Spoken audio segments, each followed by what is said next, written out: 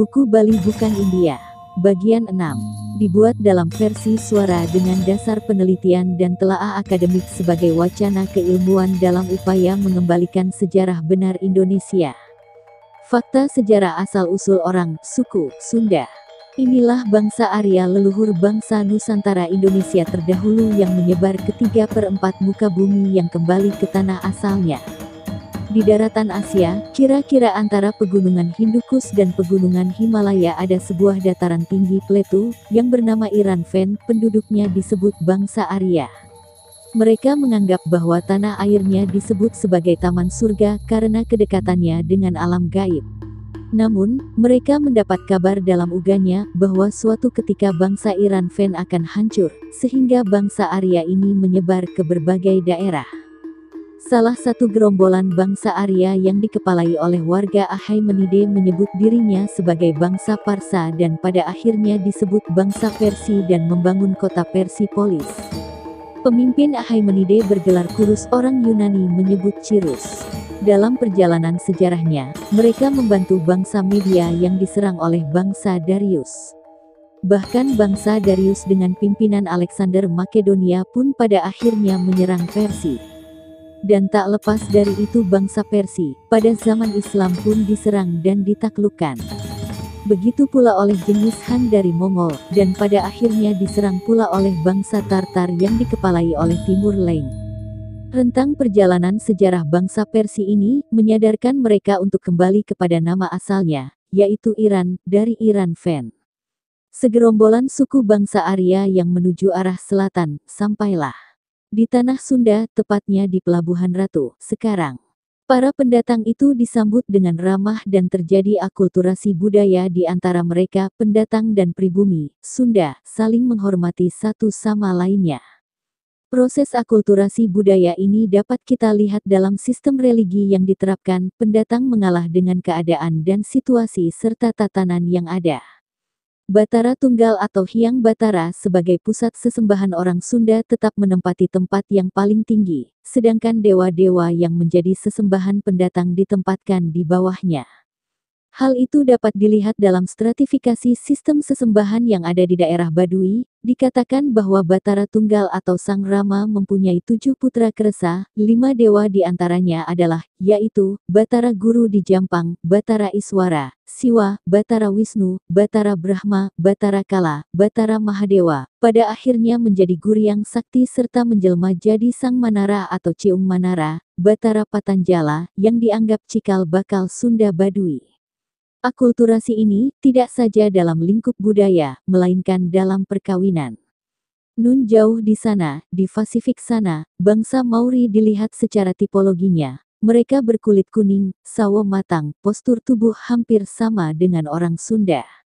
Nama-nama atau istilah-istilah yang dipergunakan, seperti Dr. Winata kurang lebih tahun 60-an menjadi kepala museum di Auckland. Nama ini tidak dibaca Winetu atau Winoto tapi Winata. Beliaulah yang memberikan asumsi dan teori bahwa orang Maori berasal dari Pelabuhan Ratu. Hal yang lebih aneh lagi adalah di Selandia Baru tidak terdapat binatang buas, apalagi dengan harimau maung, tapi sima maung dipergunakan sebagai lambang agar musuh-musuh mereka merasa takut. Memang tidak banyak yang menerangkan bahwa orang Indonesia, Sunda, yang datang ke pulau ini, kecuali tersirat dalam Ensiklopedia Americana Vol 22 halaman 335. Bangsa kita selain membawa suatu tatanan tata, subita yang lebih tinggi, kebiasaan gotong royong, teknik menenun, juga membawa budaya tulis-menulis yang kemudian menjadi kohau rongo-rongo. Fungsinya sebagai mnemoteknik, jembatan keledai untuk mengingat agar tidak ada bait yang terlewat. Trapen piramide, yaitu limas bertangga. Di Jawa Barat Tatar Sunda, Limas Bertangga ini dahulu berfungsi sebagai tempat peribadatan, begitu pula bagi orang Pangawinan, Baduy, dan bagi orang Karawang yang masih memegang teguh dalam adat Tatali Karuhun tidak boleh membangun rumah suhunan lilimasan. Bagi orang Jawa Tengah, menurut Dr. H.J. de Graaf Hunebeden, dengan adanya candi-candi yang sudah sangat kental percampurannya, sehingga tidak lagi terlihat jati diri Jawa Tengahnya.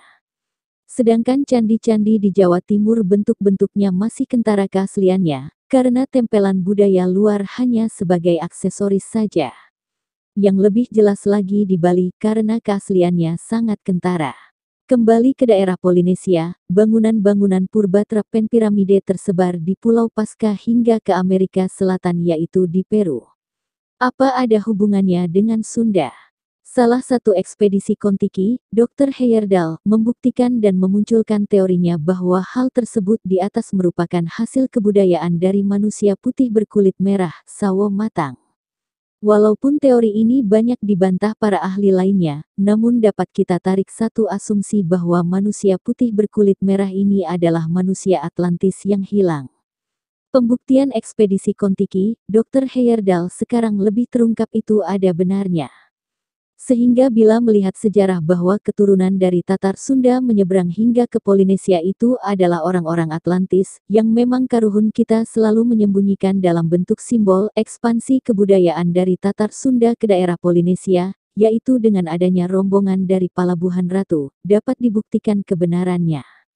Itulah bangsa Arya, leluhur bangsa Nusantara Indonesia terdahulu yang menyebar ke 3/4 muka bumi yang kembali ke tanah asalnya. Budaya Bali menyimpan sempurna bukti-bukti bahwa leluhur kitalah bangsa atau kaum Arya. Kejawen. Kejawen, bahasa Jawa Kejawen, adalah sebuah kepercayaan yang terutama dianut di Pulau Jawa oleh suku Jawa dan suku bangsa lainnya yang menetap di Jawa. Kejawen hakikat adalah suatu filsafat di mana keberadaannya ada sejak orang Jawa, bahasa Jawa, wong Jawa krama tiang Jawi itu ada. Hal tersebut dapat dilihat dari ajarannya yang universal dan selalu melekat berdampingan dengan agama yang dianut pada zamannya. Kitab-kitab dan naskah kuno Kejawen tidak menegaskan ajarannya sebagai sebuah agama meskipun memiliki laku. Kejawen juga tidak dapat dilepaskan dari agama yang dianut karena filsafat Kejawen dilandaskan pada ajaran agama yang dianut oleh filsuf Jawa. Sejak dulu orang Jawa mengakui keesaan Tuhan sehingga menjadi inti ajaran Kejawen, yaitu mengarahkan insan, sangkan paraning dumadi, dari mana datang dan kembalinya hamba Tuhan, dan membentuk insan seya sekata dengan Tuhannya, manunggaling kawula lan Gusti, bersatunya hamba dan Tuhan. Dari kemanunggalan itu, ajaran Kejawen memiliki misi sebagai berikut. 1. Mamayu hayuning pribadi, sebagai rahmat bagi diri pribadi. 2. Mamayu hayuning kaluarga, sebagai rahmat bagi keluarga. 3. Mamayu hayuning sasama, sebagai rahmat bagi sesama manusia. 4. Mamayu hayuning buwana, sebagai rahmat bagi alam semesta. Berbeda dengan kaum Abangan, kaum Kejawen relatif taat dengan agamanya, dengan menjauhi larangan agamanya dan melaksanakan perintah agamanya, namun tetap menjaga jati dirinya sebagai orang pribumi, karena ajaran filsafat Kejawen memang mendorong untuk taat terhadap Tuhannya. Jadi tidak mengherankan jika ada banyak aliran filsafat Kejawen menurut agamanya yang dianut seperti Islam Kejawen, Hindu Kejawen, Kristen Kejawen, Buddha Kejawen, Kejawen Kapitayan, kepercayaan, dengan tetap melaksanakan adat dan budayanya yang tidak bertentangan dengan agamanya. Kata Kejawen berasal dari kata Jawa, yang artinya dalam bahasa Indonesia adalah segala sesuatu yang berhubungan dengan adat dan kepercayaan Jawa Kejawaan. Penamaan Kejawen bersifat umum, biasanya karena bahasa pengantar ibadahnya menggunakan bahasa Jawa. Dalam konteks umum, Kejawen sebagai filsafat yang memiliki ajaran-ajaran tertentu terutama dalam membangun tata krama aturan berkehidupan yang mulia. Kejawen sebagai agama itu dikembangkan oleh pemeluk agama Kapitayan, jadi sangat tidak arif jika mengatasnamakan Kejawen sebagai agama di mana semua agama yang dianut oleh orang Jawa memiliki sifat-sifat kejawaan yang kental. Kejawen dalam opini umum berisikan tentang seni, budaya, tradisi, ritual, sikap serta filosofi orang-orang Jawa. Kejawen juga memiliki arti spiritualistis atau spiritualistis suku Jawa. Laku olah spiritualis kejawen yang utama adalah pasa, berpuasa, dan tapa, bertapa. Penganut ajaran kejawen biasanya tidak menganggap ajarannya sebagai agama dalam pengertian seperti agama monoteistik, seperti Islam atau Kristen, tetapi lebih melihatnya sebagai seperangkat cara pandang dan nilai-nilai yang dibarengi dengan sejumlah laku, mirip dengan ibadah. Posisi kontemplasi ritual dengan duduk bersila adalah prosesi ritual yang telah ada sejak terdahulu di tanah Jawa. Bentuk posisi ini kita temukan pada Borobudur. Bentuk ini tidak sedang menggambarkan Sang Buddha Gautama atau bukan Buddha. Kontemplasi inilah yang pada masa terdahulu menyebar sampai ke tanah India kemudian oleh Resi Mahavira menjadikan kepercayaan Jainisme dan oleh Yang Mulia Buddha Gautama menjadi ajaran Buddha. Ajaran kejawen biasanya tidak terpaku pada aturan yang ketat dan menekankan pada konsep keseimbangan. Sifat kejawen yang demikian memiliki kemiripan dengan Konfusianisme, bukan dalam konteks ajarannya. Penganut kejawen hampir tidak pernah mengadakan kegiatan perluasan ajaran, tetapi melakukan pembinaan secara rutin. Simbol-simbol, laku, berupa perangkat adat asli Jawa, seperti keris wayang, pembacaan mantra, penggunaan bunga-bunga tertentu yang memiliki arti simbolik, dan sebagainya. Simbol-simbol itu menampakkan kewingitan, wibawa magis, sehingga banyak orang, termasuk penghayat kejawen sendiri, yang dengan mudah memanfaatkan kejawen dengan praktik klinik dan perdukunan yang pada hal-hal tersebut tidak pernah ada dalam ajaran filsafat kejawen. Hal inilah maka terjadi pendistorsian ajaran asli Nusantara. Ajaran-ajaran kejawen bervariasi, dan sejumlah aliran dapat mengadopsi ajaran agama pendatang, baik Hindu, Buddha, Islam, maupun Kristen. Gejala sinkretisme ini sendiri dipandang bukan sesuatu yang aneh karena dianggap memperkaya cara pandang terhadap tantangan perubahan zaman. Hari-hari penting, Sultan Agung Mataram dianggap sebagai filsuf peletak pondasi kejawen Muslim yang kemudian sangat mempengaruhi upacara-upacara penting terutama yang paling nampak adalah penanggalan dalam menentukan hari-hari penting. Hari-hari penting kejawen tidak lepas dari kelahiran, pernikahan, mangkat kematian. Yang ketiganya adalah kehidupan dalam tradisi Jawa. Orang Jawa akan mendapatkan nama pada ketiga peristiwa tersebut, yaitu nama saat kelahiran, nama saat pernikahan, nama saat mangkat, nama kematian dengan menambahkan bin, binti, hari-hari penting nama orang tua di belakang nama kelahiran. Semua hari-hari penting itu ditetapkan sesuai kalender Jawa yang memiliki primbon sebagai aturan-aturan dalam menentukan hari penting dan tata caranya. Berikut adalah hari-hari penting dalam kejawen. 1. Suran Tahun Baru 1 Surah. 2. Sepasaran upacara kelahiran dan akikah bagi Muslim. 3. Mantenan pernikahan dengan segala upacaranya. 4. Mangkat upacara kematian, mengirim doa kanduri, wirid ngaji 7 hari, 40 hari, 100 hari, 1000 hari, 3000 hari. 5. Megeng Pasa tanggal 28 dan 29. 6. Bulan Ruah, bulan arwah, yang digunakan untuk mengirim doa kepada yang telah mangkat berangkat terlebih dahulu, juga waktu munjung, mengirim makanan lengkap nasi dan lauk kepada orang yang dituakan dalam keluarga untuk mengikat silaturahmi. 7. Megeng Sawal, tanggal 29 dan 30 bulan Pasa yang digunakan untuk mengirim doa kepada yang telah mangkat berangkat terlebih dahulu, juga waktu munjung, mengirim makanan lengkap nasi dan lauk kepada orang yang dituakan dalam keluarga untuk mengikat silaturahmi bagi yang tidak ada kesempatan pada Megeng Pasa. 8. Riyadi Kupat Hari Raya Kupat tanggal 3, 4 dan 5 bulan Sawal, bagi orang tua yang ditinggalkan anaknya sebelum menikah. Karena filsafat kejawen juga beragama. 9. Hari besar agama juga merupakan hari penting kejawen. Berikut ini adalah beberapa hari penting tambahan untuk kejawen Muslim. 1. Hari Raya Idul Fitri. 2. Hari Raya Idul Adha. 3. Hari Raya Jumat. 4. Muludan, Maulid Kanjeng Nabi Muhammad SAW. 5. Sekaten syahadatain, para penganut kejawen sangat menyukai berpuasa dalam ajaran Islam karena dianggap sama dengan ajaran leluhurnya selain juga tafakur yang dianggap sama dengan bertapa. 1. Pasa weton, berpuasa pada hari kelahirannya sesuai penanggalan Jawa. 2. Pasa sekeman, puasa pada hari Senin dan Kamis. 3. Pasa wulan, puasa pada setiap tanggal 13, 14, dan 15 pada setiap bulan kalender Jawa. 4.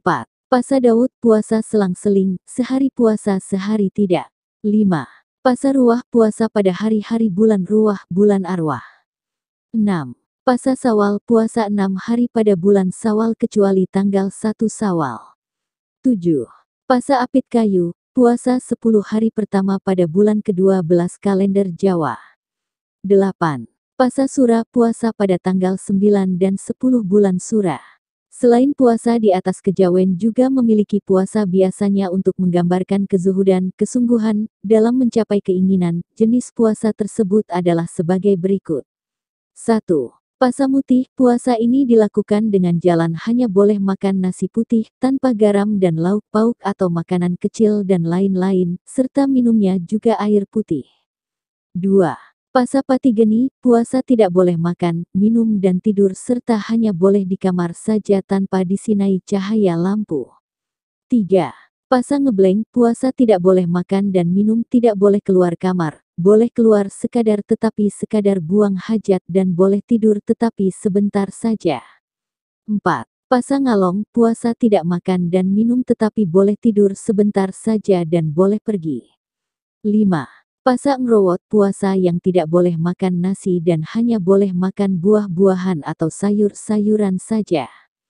Kejawen tidak memiliki kitab suci, tetapi orang Jawa memiliki bahasa sandi yang dilambangkan dan disiratkan dalam semua sendi kehidupannya dan mempercayai ajaran-ajaran kejawen tertuang di dalamnya tanpa mengalami perubahan sedikitpun karena memiliki pakem aturan yang dijaga ketat. Kesemuanya merupakan ajaran yang tersirat untuk membentuk laku utama yaitu tata krama, aturan hidup yang luhur untuk membentuk orang Jawa yang hanjawani, memiliki akhlak terpuji. Hal-hal tersebut terutama banyak kitab dan teks utama tertuang dalam karya tulis sebagai berikut. 1.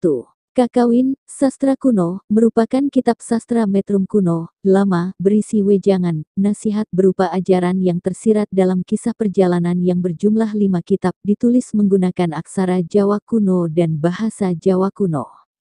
2. Babat, Sejarah-Sejarah, merupakan kitab yang menceritakan sejarah Nusantara berjumlah lebih dari 15 kitab ditulis menggunakan aksara Jawa kuno dan bahasa Jawa kuno serta aksara Jawa dan bahasa Jawa serat. Sastra Baru, merupakan kitab sastra metrum anyar, baru, berisi wejangan, nasihat berupa ajaran yang tersirat dalam kisah perjalanan yang terdiri lebih dari 82 kitab ditulis menggunakan aksara Jawa dan bahasa Jawa, beberapa ditulis menggunakan huruf pegon. 3. Suluk Jalan Spiritual, merupakan kitab tata cara menempuh jalan supranatural untuk membentuk pribadi hanjawani yang luhur dan dipercaya siapa saja yang mengalami kesempurnaan akan memperoleh kekuatan supranatural yang berjumlah lebih dari 35 kitab ditulis menggunakan aksara Jawa dan bahasa Jawa, beberapa ditulis menggunakan huruf pegon. 4. Kidungan, doa-doa, sekumpulan doa-doa atau mantra-mantra yang dibaca dengan nada khas, sama seperti halnya doa lain ditujukan kepada Tuhan bagi pemeluknya masing-masing yang berjumlah 7 kitab ditulis menggunakan aksara Jawa dan bahasa Jawa. 5. Primbon, ramalan-ramalan, berupa kitab untuk membaca gelagat alam semesta untuk memprediksi kejadian, ditulis menggunakan aksara Jawa dan bahasa Jawa. 6. Piwulang Kautaman, ajaran utama, berupa kitab yang terdiri dari pituduh, perintah, dan wewaler, larangan untuk membentuk pribadi yang hanjawani, ditulis menggunakan aksara Jawa dan bahasa Jawa. Naskah-naskah di atas mencakup seluruh sendi kehidupan orang Jawa dari kelahiran sampai kematian, dari resep makanan kuno sampai asmaragama, Kama Sutra, dan ada ribuan naskah lainnya yang menyiratkan kitab-kitab utama di atas dalam bentuk karya tulis, biasanya dalam bentuk ajaran nasihat, falsafah, kawruh pengetahuan, dan sebagainya. Beberapa aliran kejawen terdapat ratusan aliran kejawen dengan penekanan ajaran yang berbeda-beda. Beberapa jelas-jelas sinkretik, yang lainnya bersifat reaktif terhadap ajaran agama tertentu.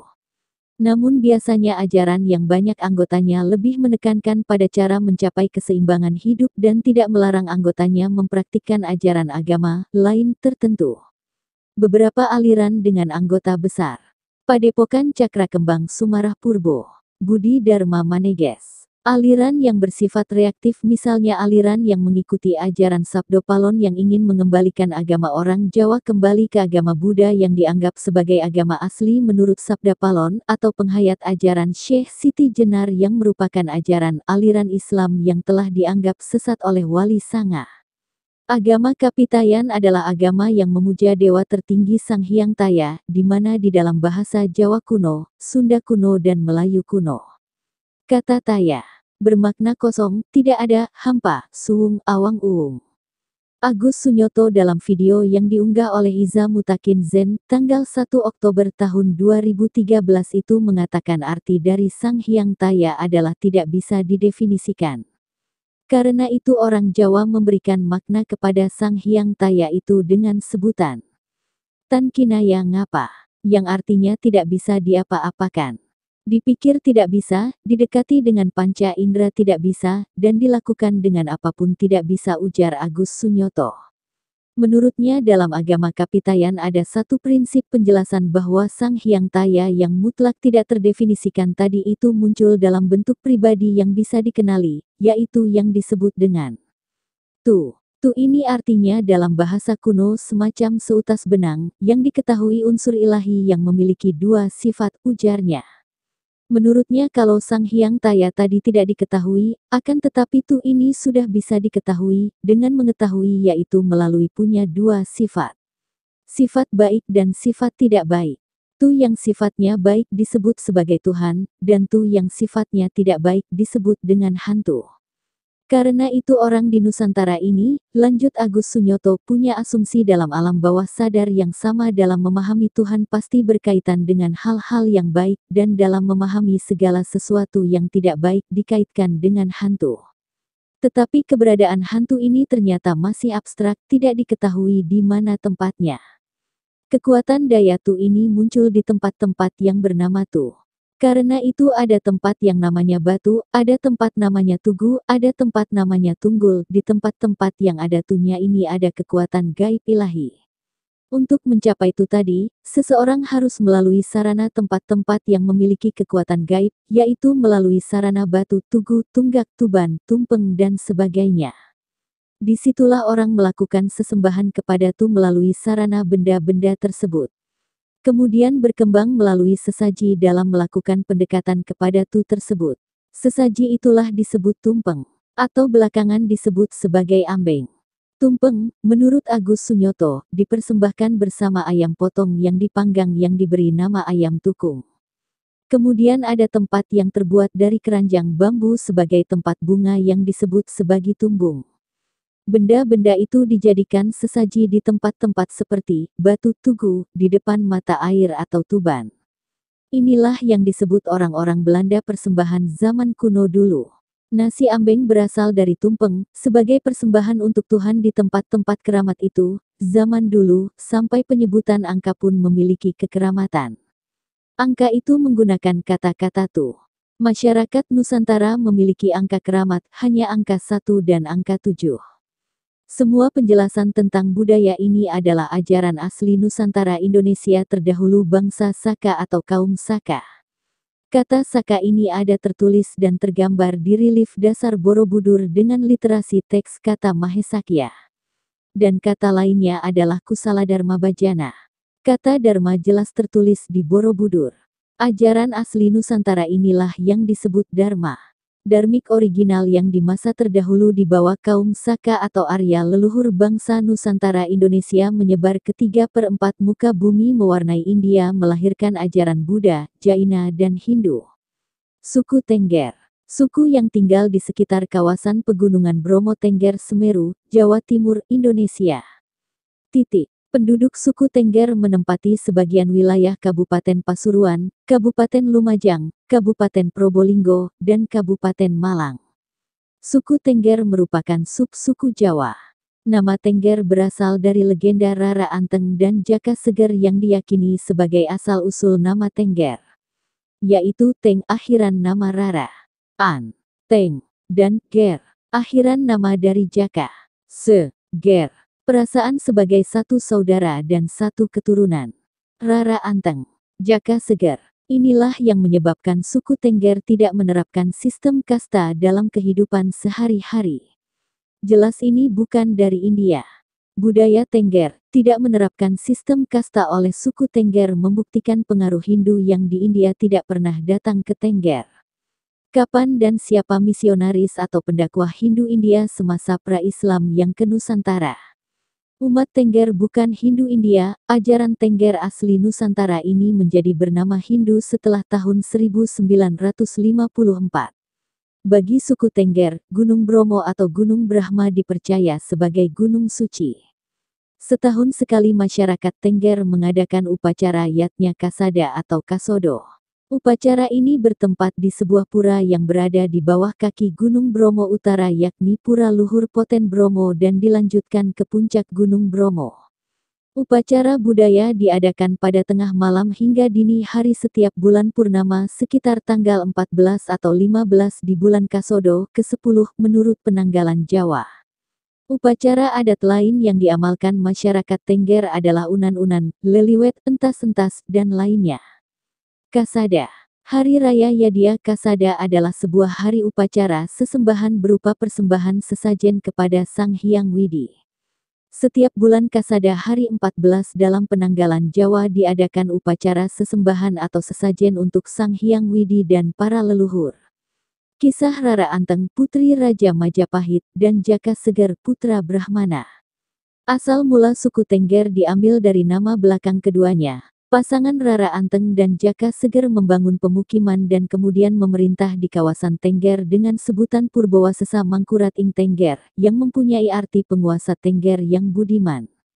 Mereka tidak dikarunia anak sehingga mereka melakukan semedi atau bertapa kepada Sang Hyang Widi. Tiba-tiba ada suara gaib yang mengatakan bahwa semedi mereka akan terkabul namun dengan syarat bila telah mendapatkan keturunan anak yang bungsu harus dikorbankan ke kawah Gunung Bromo.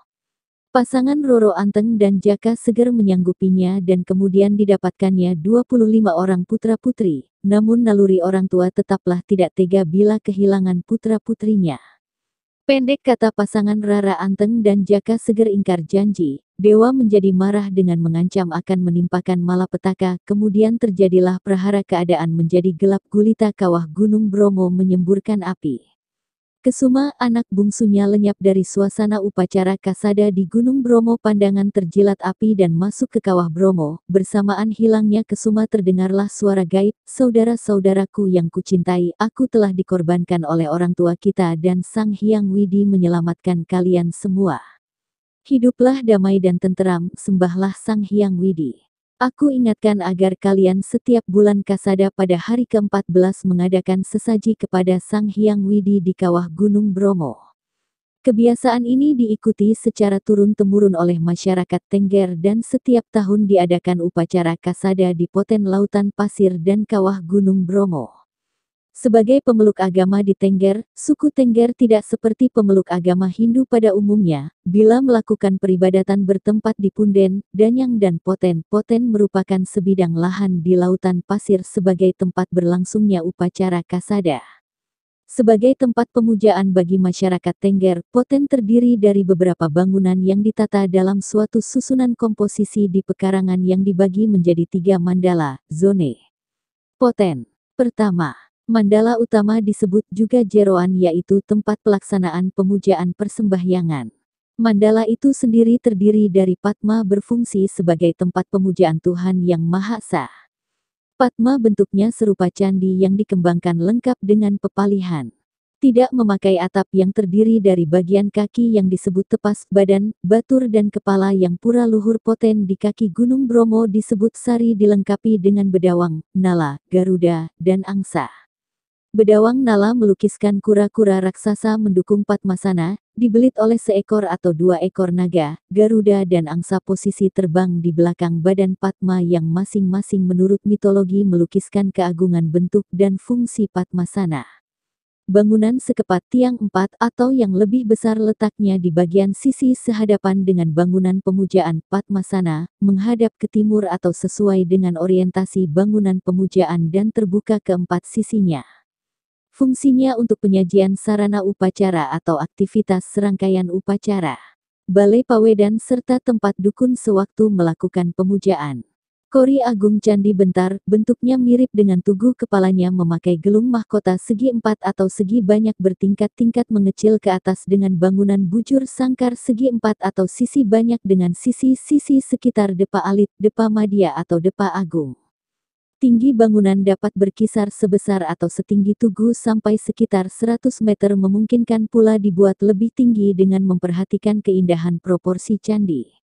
Mandala Madya disebut juga Jabat Tengah, tempat persiapan dan pengiring upacara terdiri dari Kori Agung Candi Bentar, bentuknya serupa dengan tugu, kepalanya memakai gelung mahkota segi empat atau segi banyak bertingkat-tingkat mengecil ke atas dengan bangunan bujur sangkar, segi empat atau segi banyak dengan sisi-sisi sekitar 1 Depa Alit, Depa Madya, Depa Agung. Balai Kentongan, disebut Balai Kulkul, letaknya di sudut depan pekarangan pura, bentuknya susunan tepas, batur, sari dan atap penutup ruangan kulkul Kentongan. Fungsinya untuk tempat kulkul yang dibunyikan awal, akhir dan saat tertentu dari rangkaian upacara. Balai Bengong, disebut juga Pewarengan Suci, letaknya di antara Jabat Tengah, Mandala Madya, Mandala Nista, Jabat Sisi. Bentuk bangunannya 4 persegi atau memanjang deretan tiang 2-2 atau banyak luas bangunan untuk dapur. Fungsinya untuk mempersiapkan keperluan sajian upacara yang perlu dipersiapkan di pura yang umumnya jauh dari desa tempat pemukiman. Mandala Nista disebut juga Jabat Sisi, yaitu tempat peralihan dari luar ke dalam pura yang terdiri dari bangunan candi bentar, bangunan penunjang lainnya. Pekarangan pura dibatasi oleh tembok penyengker batas pekarangan, pintu masuk di depan atau di jabaan tengah, sisi memakai candi bentar dan pintu masuk ke jeroan utama memakai Kori Agung. Tembok penyengker candi bentar dan Kori Agung ada berbagai bentuk variasi dan kreasinya sesuai dengan keindahan arsitekturnya. Bangunan pura pada umumnya menghadap ke barat, memasuki pura menuju ke arah timur, demikian pula pemujaan dan persembahyangan menghadap ke arah timur ke arah terbitnya matahari. Selamatan. Selamatan atau selamatan adalah sebuah tradisi ritual yang dilakukan oleh masyarakat Nusantara. Selamatan adalah suatu bentuk acara syukuran dengan mengundang beberapa kerabat atau tetangga. Secara tradisional acara syukuran dimulai dengan doa bersama, dengan duduk bersila di atas tikar, melingkari nasi tumpeng dengan lauk pauk. Lauk pauk dalam ritual Jawa adalah salah satu ubeo rampe atau pelengkap yang berupa makanan dalam sesaji atau sajen. Lauk pauk disajikan sebagai sajen untuk menemani hidangan lain dalam sajen seperti tumpeng. Lauk pauk yang disajikan dalam sajen melambangkan ungkapan syukur manusia kepada Tuhan yang memberi hidup.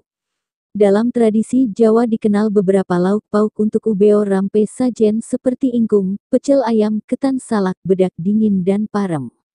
Ingkung adalah salah satu ubeo rampe yang berupa ayam kampung yang dimasak utuh dan diberi bumbu opor, kelapa dan daun salam.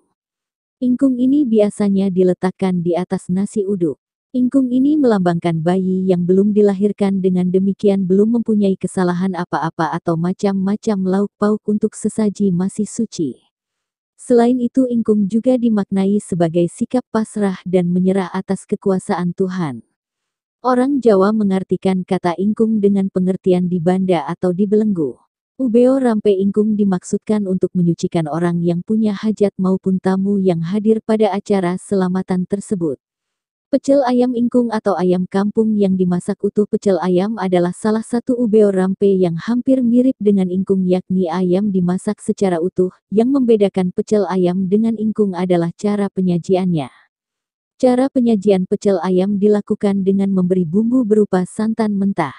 Pecel ayam dimaksudkan sebagai simbol mensucikan orang yang punya hajat. Ubeo rampe ini biasa disajikan pada acara rasulan atau bersih desa dan fungsinya untuk melengkapi ubeo rampe ingkung. Ketan salak. Ketan salak adalah ubeo rampe yang dibuat dari beras ketan yang dimasak hingga bentuknya seperti nasi kemudian disajikan dengan disertai santan gula Jawa. Santan gula Jawa dibuat dengan cara gula Jawa dicampur dengan air santan secukupnya dan direbus hingga masak serta membentuk cairan kental.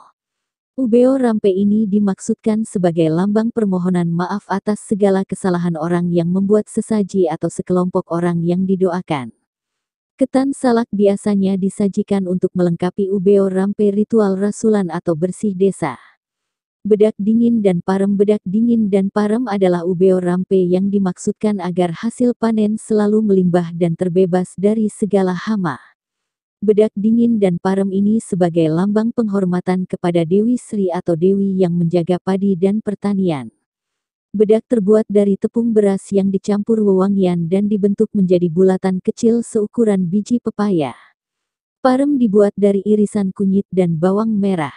Tumpeng nasi berbentuk kerucut yang disajikan dengan berbagai macam lauk. Tumpeng-tumpeng adalah cara penyajian nasi beserta lauk pauknya dalam bentuk kerucut, karena itu disebut pula nasi tumpeng.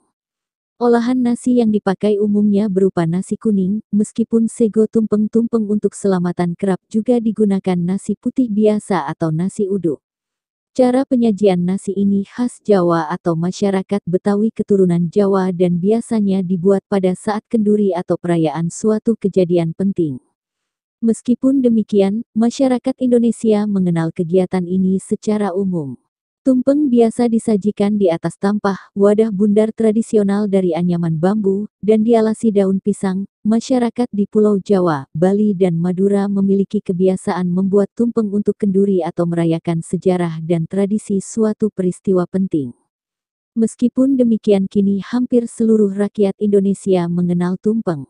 Falsafah tumpeng berkait erat dengan kondisi geografis Indonesia, terutama Pulau Jawa, yang dipenuhi jajaran gunung berapi. Tumpeng berasal dari tradisi purba masyarakat Indonesia yang memuliakan gunung sebagai tempat bersemayam para hyang atau arwah leluhur, nenek moyang.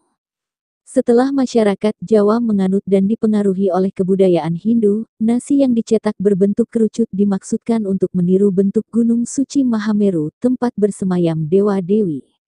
Meskipun tradisi tumpeng telah ada jauh sebelum masuknya Islam ke Pulau Jawa, tradisi tumpeng pada perkembangannya diadopsi dan dikaitkan dengan filosofi Islam Jawa, dan dianggap sebagai pesan leluhur mengenai permohonan kepada Yang Maha Kuasa. Dalam tradisi kenduri Slametan pada masyarakat Islam tradisional Jawa, tumpeng disajikan dengan sebelumnya digelar pengajian Al-Quran. Menurut tradisi Islam Jawa, tumpeng merupakan akronim dalam bahasa Jawa. Yen metu kudu sing mempeng. Bila keluar harus dengan sungguh-sungguh. Lengkapnya, ada satu unit makanan lagi namanya buceng, dibuat dari ketan, akronim dari yen melebu kudu sing kenceng, bila masuk harus dengan sungguh-sungguh, sedangkan lauk pauknya tumpeng, berjumlah 7 macam, angka 7 bahasa Jawa pitu, maksudnya pitulungan, pertolongan. 3 kalimat akronim itu, berasal dari sebuah doa dalam surah Al-Isra ayat 80. Ya Tuhan, masukkanlah aku dengan sebenar-benarnya masuk dan keluarkanlah aku dengan sebenar-benarnya keluar serta jadikanlah darimu kekuasaan bagiku yang memberikan pertolongan. Menurut beberapa ahli tafsir, doa ini dibaca Nabi Muhammad SAW waktu akan hijrah keluar dari kota Mekah menuju kota Madinah. Maka bila seseorang berhajatan dengan menyajikan tumpeng, maksudnya adalah memohon pertolongan kepada Yang Maha Pencipta agar kita dapat memperoleh kebaikan dan terhindar dari keburukan, serta memperoleh kemuliaan. Memberikan pertolongan. Dan itu semua akan kita dapatkan bila kita mau berusaha dengan sungguh-sungguh. Tumpeng merupakan bagian penting dalam perayaan kenduri tradisional. Perayaan atau kenduri adalah wujud rasa syukur dan terima kasih kepada Yang Maha Kuasa atas melimpahnya hasil panen dan berkah lainnya. Karena memiliki nilai rasa syukur dan perayaan, hingga kini tumpeng sering kali berfungsi menjadi kue ulang tahun dalam perayaan pesta ulang tahun. Dalam kenduri, syukuran atau slametan, setelah pembacaan doa, tradisi tak tertulis menganjurkan pucuk tumpeng dipotong dan diberikan kepada orang yang paling penting, paling terhormat, paling dimuliakan, atau yang paling dituakan di antara orang-orang yang hadir. Ini dimaksudkan untuk menunjukkan rasa hormat kepada orang tersebut.